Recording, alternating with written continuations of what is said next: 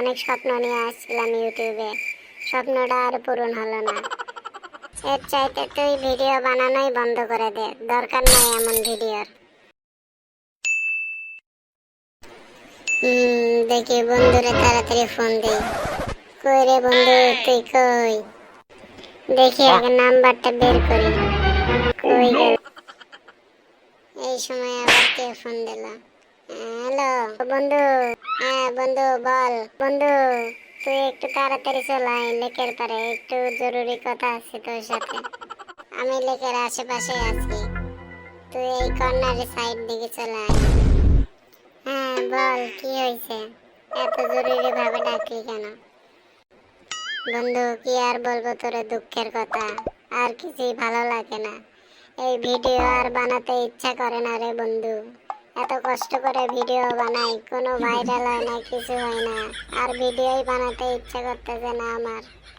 তোর ভিডিও সবার কাছে হয়তো ভালো লাগে না, এই জন্য ভিডিওটা ভাইরাল হয় না। বাকিদের তো ভিডিও ঠিকই ভাইরাল হয়, সবাই দেখে।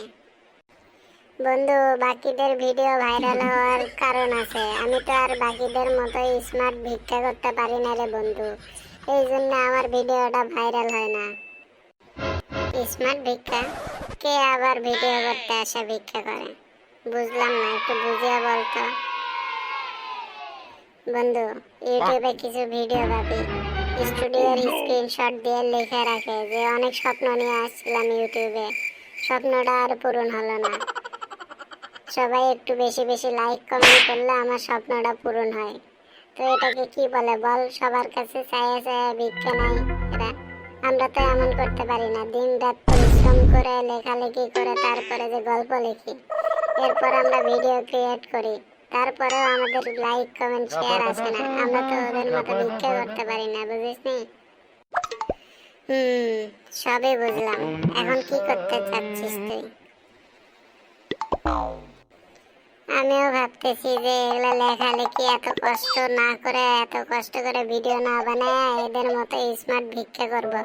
সবাইরে বলবো কত স্বপ্ন নিয়ে আসছিলাম, বাবা মা বাড়ি ঘর ছাড়া করছে, এরপরে আসছিলাম ইউটিউবে, স্বপ্ন আর পূরণ হলো না। আপনারা একটু লাইক কমেন্ট করলে আমার স্বপ্নগুলো আস্তে আস্তে পূরণ হবে। এটা শুরু করি, কি বল?